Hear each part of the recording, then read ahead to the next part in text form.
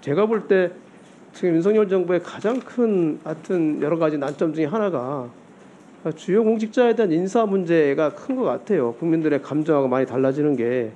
근데 지금 장관님께도 말씀하셨지만은 이 순서는 우선은 대통령실 인사기획관실에서 추천 후보를 이제 지명을 하고 그 다음에 법무부에서 1차적으로 인사검증관리단에서 그 검증을 하고 1차 검증을 하고 최종적으로는 이제 공직기관 비서관실에서 2차 검증을 하고 이런 순서로 진행되고 있는 거잖아요. 저희는 기계적으로 검증한 자료를 넘기고요. 의견이나 추천하거나 그러지는 않습니다. 그거 물어보려는 거예요. 그러면 일단 인사검증관리단에서는 후보자가 제출한 자료 플러스 후보자가 동일한 게 있을 테니까 동의한 거에 따라서 거기에 필요한 1차적 검증에 필요한 자료를 수집하는 역할까지는 하시는 거죠. 거기까지만 합니다. 그죠? 최근에 굉장히 문제가 계속 되어 있는 여러 가지 이제 사안들을 보면 대략 이런 카테고리가 많이 문제가 되고 있어요. 공직재산 신고 누락한 거, 또 부동산 보유의 문제점, 그다음 자녀들에 대한 증여세 문제 또는 자기가 증여받은 재산에 대한 증여세 문제, 또 업무와 관련된 특혜, 또 이해 충돌 문제. 여기에는 이제 자기가 업무와 관련된 주식의 보유 여부라든지 관련된 회사에 자녀를 취업시켰다는 이런 문제가 주로 있고, 또 최근에 많이 문제되는 거는 과거 발언에 문제성 있는 그런 발언들의 문제가 계속 문제가 되고 있어요. 이런 자료도 기본적으로는 인사검증관리단에서 1차적으로는 수집을 해서 그걸 판단을 해야 되는 그런 역할을 하는 게 아니겠습니까?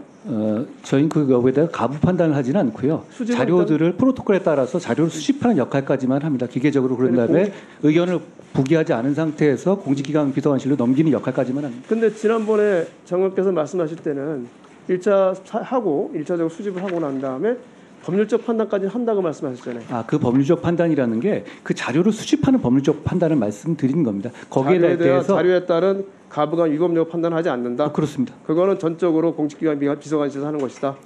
저희가 이런 시스템을 만든 것 중에 하나가 저희가 그 판단을 하면 사실상 비토기능을 하게 되면 저희 권한 남용 문제가 생길 것 같다. 말씀에 따르면 기초 자료만 수집을 하고 거기에 대한 가부 위법 판단은 이제 공직기관 비서관실에서 한다. 그렇게 시스템 운영하고 있습니다. 네. 그러니까 최근에 했던 이균영 후보자의 경우에 공직재산 신고 누락 여부가 문제가 됐어요. 비상장 주식을 소유한 것 때문에. 근데 비상장 주식을 소유한 것이 그 비상장 주식이 뭐 제3자 완전히 다른 사람의 회사 주식이 아니고 본인 가족들의 회사 주식이었고 거기에 따라서 아마 그 배당을 좀 받았기 때문에 세금까지 낸 이런 사안이었단 말이죠. 이런 경우에 공직재산에 누락된 비상장 주식이 있는지 여부 이런 것은 1차적으로 수집하지 않습니까? 어떤 특정한 검증 대상을 가지고 검증 내용에 대해서 제가 검증 관여한 사람이 말씀드린 건 적절하지 않고요. 그건 역대 어느 정도도 마찬가지였습니다. 아니 1차 자료 같은 경우 1차 자료 그것도 1차 자료에 해당될 것 같고 그런 자료에서 확인하지 않았다고 하면 나중에 문제가 되었다고 하면 그런 거 이게 자기가 확인이 안 됐는데 나중에 문제가 되었다고 하면 이건 법무부 인사검증관리단에서 잘못을 한 거고 인사검증관리단에서 이거는 비상주식이 있는데 공직재산 신고를 안 했다.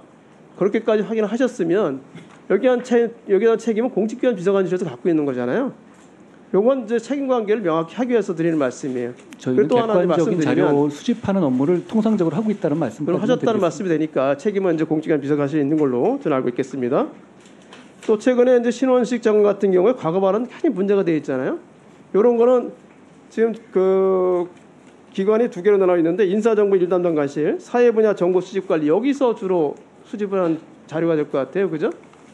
아까 세금 문제 이런 거는 이제 경제 분야인 2담당관실에서 할 것 같고. 그거는 이게 그죠? 편의상 분류가 된 것이고요. 담당자를 정해서 진행합니다. 그러니까 대략 사회 분야니까. 근데 그런 경우도 일단 SNS나 과거 유튜브나 이런 발언 같은 내용은 기본적으로 수집을 해야 되는 거 아니겠습니까?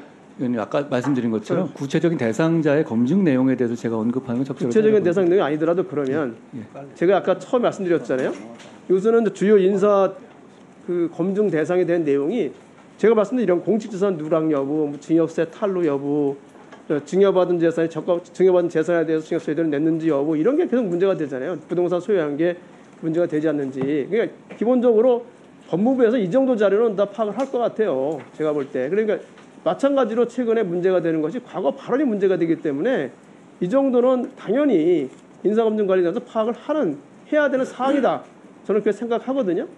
여기를 부인하지 않기 때문에 그러실 거로 생각을 합니다. 제 말씀은 어차피 구체적인 사안을 놓고 하는 것이어서 말씀드리긴 어렵다. 이 정도로 말씀드리겠습니다. 원칙이죠, 원칙이니까. 기본적으로 이 정도는 다 했는데 기본적인 판단을 그러면 대통령실에 공직기강 비서관실에서 한 것으로 이렇게 봐도 되겠다. 이런 말씀을 제가 드리겠습니다. 그죠? 제가 그걸 확인해 드리지는 않겠습니다. 그래 앞으로 제가 드리는 말씀을 정확히 좀 이행해 주시기 부탁드리는 게 최근 인사 관련돼 가지고 항목이 거의 유형적으로 나오죠. 유형적으로. 그죠? 문제되는 사람 거의 유형적으로 나오는 거 아니겠습니까? 사실 우리나라에서 어떤 어느 정도 성공한 사람을 어떤 주요 보직에 쓸 때는 되게 비슷한 문제가 나오게 되어 있습니다. 과거에도 그래 왔고요.